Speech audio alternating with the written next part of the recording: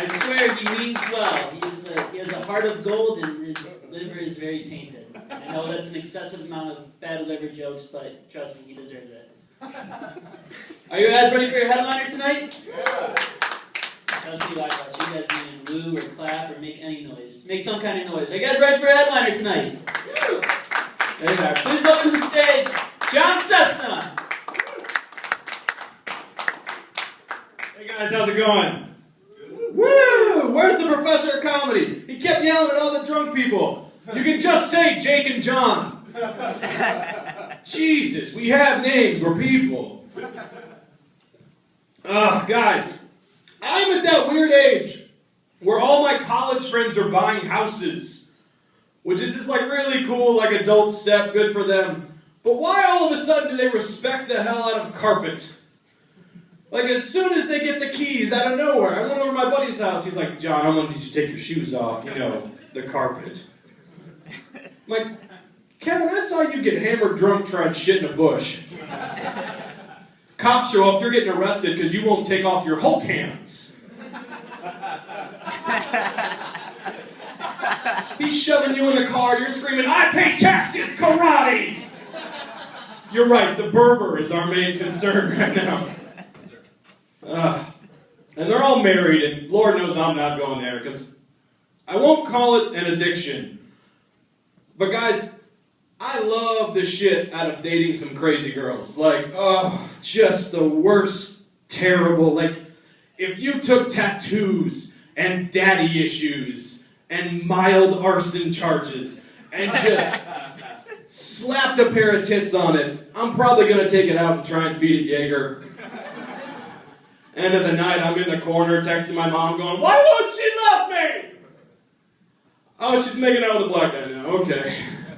This is going really well. Just crazy girls and young girls. Like 18, 19 years old. Just that millennial age. Guys, it's amazing. They're so dumb. They know nothing. They think classic rock is when Bieber had long hair. Like, you can just quote 90s song lyrics to them and they've never heard it. They think you're being romantic as shit. I'll take a girl out, she's like, John, what do you think of me? Like, babe, I would stay awake just to hear you breathing. And when we're together, I don't want to close my eyes. I don't want to fall asleep because I'd miss you, babe. And I don't want to miss a thing. It does not work when you're breaking up with them. Like, they figure it out. And my advice when they figure it out is just lean into it and go with it. Be like, listen, babe, if I were to stay, I would just be in the way. But I'm thinking of you every step of the way. And I wish you joy and happiness. But above all things, I wish you love. Are you breaking up with me to a Whitney Houston song? And I will always... And she's gone, and I'm eating the Fun Dips to myself. Cheaper bar tab. There's only one girl that I've had like a mostly functional relationship with, and that's my mom. She's super cool. I was raised by a single mother, and she taught me to stand up for women, and to respect women, and to do right by women. So I want you guys to keep that in mind while I paint you this picture. It's 2 a.m. in the parking lot of an apartment complex. I'm sitting Indian style, making out with a girl dressed as a cheerleader. It's not Halloween, it's just Tuesday, and we are really living the dream. These two guys walk by, and one of them yells, hey, look at that slut. And I immediately hear my mother's voice in my head. She says, you have to stand up for this girl. You have to do right by this girl. So I jump up and I go, hey man, don't call my friend a slut, that's not cool. And that's when I realized my mother taught me to stand up for women. She taught me to do right by women. Did not teach me how to fight. So I went with what my dad taught me to do, and I lied. I said, you don't want to fight me, bro. I've got swords. Shit. And after like the longest pregnant pause, his friend just puts his arm in front of him and goes, don't do it, dude. You remember what happened last Tuesday. Thank God for whatever drunken Renaissance fair these guys got kicked out of last Tuesday. Kept me from getting the shit kicked out of me that night. No, I love my mother. She's super cool, but like lately, she is absolutely convinced that she has Alzheimer's. Which is, I guess it's cool, because like Alzheimer's runs in our family. I don't know if I told you guys, but Alzheimer's runs in our family. But she's blaming like the most basic forgetfulness on Alzheimer's. Things that are clearly not Alzheimer's. We'll come out of the mall and she'll be like, John, I don't know where I parked the car. My Alzheimer's. Mom, we were in Kohl's for 19 hours. Like, I don't know what fucking day it is. She'll come home from the store and be like, I forgot the milk. It's my Alzheimer's. I'm going to go put a diaper on so I don't shit on the carpet. That's not even an Alzheimer's symptom. I mean, just... Oh, the other day she came home and she was like, it's time to put me in a home. I'm like, what? Why? I lost time, John. For the first time in my life, I just a life, part of my life missing from my Alzheimer's. Tell me what happened, Mom. I was out to dinner with your stepdad. We were celebrating the 6-month anniversary of the time that we got that grill, but then had to take the grill back to JCPenney's. Oh, of course, I'm going to forget. He had a nice dinner for us. We had a couple glasses of wine, a few beers, and then he got me something just a little after dinner drink, something called a mind eraser with a kamikaze back. And all of a sudden, my Alzheimer's kicks in. It's 3 hours later, and I'm throwing up at a Hardee's. Shit, Mom, if that's Alzheimer's. I get Alzheimer's about every Friday night, Saturday night. There's been a couple times where I thought you might be a grandma because I Alzheimer's out. Little scare on that end. Speaking of kids, she really wants me to have kids, which fuck that. But I've been thinking a lot about sperm. That's my great segue. So for those of you who don't know, when we as a species spread our seed, it's millions of microscopic little sperm. And I, for one, am glad that it's millions of microscopic little sperm instead of just one big one. Because I don't want to be the 15-year-old up in his room going, the fuck do I do with this thing? And in this crazy world of giant sperm, if you ever want to have kids, you probably got to keep it as a pet or something. Oh, God, get in the terrarium, Stephen. You got to buy food for it. You're at the pet store being like, oh, I want him to be good at math. I should not buy store brand. I'll get the organic, just get there. And giant sperm would make relationships really difficult. Being like, John, I heard you broke up with Stacy. Yeah, she cheated on me. She blew a guy. How'd you know? Missing 4 teeth.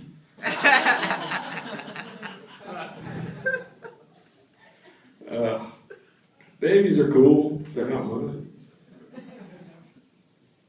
I love old people. That's a terrible segue. I love old people. I have no idea how their fucking brains work. Like, not at all. Like, I don't understand how old people have been on this planet so long, and they've seen so much, and they've experienced so much, and they have so much wisdom. And they don't understand that all those years of experience, all that wisdom, is completely negated by the tiniest bit of racism. Like, I'm going through a rough time right now. I went to college, I worked my way through grad school, I rode that master's degree all the way to selling TVs at Best Buy. And Grandpa knew it. He came up to me at a party and said, John, I know things are rough right now, I'm going to share a quote with you. He said, stick your chin up, puff your chest out. It gets dark sometimes, but the morning always comes. And I said, thank you, Grandpa. This is like a really nice moment we're having here. I'm glad you shared that with me. Like, that actually really helps me a lot. Thank you, it's a good quote. He said, it's a good quote, right? Heard some colored say it on the TV. God damn it, Grandpa. And you can't correct them. It's only downhill if you correct them. Be like, Grandpa, that's actually a pretty offensive term. Nobody says that anymore. Oh, okay, college boy. Why don't you go get me another beer and pinch your grandma's ass for me, faggot? Again, Grandpa, offensive term, and I don't know where you picked it up, but I'm not gay. Oh, I'm sorry, John. Then why don't you buy a t-shirt that shows a little less chest hair? You look like a fat Gap ad. I can't really hate because that's the look that I'm trying to put out there, so I'm really glad that he picked up on it. I mean, at least Grandma's a little better. Grandma at least tries to hide it. Like, she won't even curse in front of her grandkids. My grandma's 90, she's from Denmark. When she has to curse, she curses in Danish, which is fine for most curse words. The one exception being the Danish word for shit is skeet. And you have not had a Thanksgiving until you've seen your 90-year-old grandma go to the oven and go, "Oh, this turkey's hot. Skeet, skeet, skeet, skeet, skeet, skeet." All the grandkids go, "When did Grandma become Little John? This is awesome. That's why Nicki Minaj is at Thanksgiving. Her name is Nikki. She's not colored girl, Grandpa. Come on." Grandma likes to brag about me, which is, I mean, it's cool. She calls all her friends. She's like, "Well, John went to graduate school. John got that master's degree." She leaves out the fact that I have a master's degree in photography. So, you know, look out, Google. I did go to graduate school. It was terrible. It's a waste of my life. I will say this. When you're in graduate school, you drink a lot to numb the pain. But you don't do the dumb shit you did when you first started drinking as an undergrad. At this point, you've been drinking in college for 7, 8, 9 years. Like, when you're in grad school, you don't get drunk and, like, call ex-girlfriends anymore. You don't get drunk and show your penis to police officers anymore. Like, you've grown up. Pretty much the one thing I do is get drunk and talk like Gaston from Beauty and the Beast. You get a half a bottle of Jaeger in me, I'm out that bar out there going, "Who does she think she is? Those titties are going home with me tonight." 65% of the time it works, I'm not gonna lie. Drinking my way through grad school, I did realize one thing, and that is I'm physically allergic to one type of alcohol. Physically allergic. I can't drink tequila. Makes my downstairs break out in big girls. Every time. And I'll leave you guys with this. It's the one real true lesson in grad school. They want to change the way you think. They want you to ask questions that you never asked before, which I mean is good for like a lot of like scientific shit. But grad school really ruined the movie E.T. for me. Because never before did I ask myself the question, how old is E.T.? Because that movie is adorable if E.T. is 8 years old. The movie is creepy as shit if E.T. is 38 years old. Spaceship lands. Bunch of dudes get off, single file, all wearing the same thing, marching in line, start picking up weeds and trash. That just sounds like work release. E.T., clearly bored, just finds a kid and goes home with him. "No, it's cool, man. I'll stay in your closet." You don't have to tell your mom. What? Crazy. "You want me to wear a wig? Whatever you're into, I'm on board." Touch my finger. It's not a dick. What? You're just space dick. Touch the finger, kid. I'm John Cessna. Thanks for coming out, guys.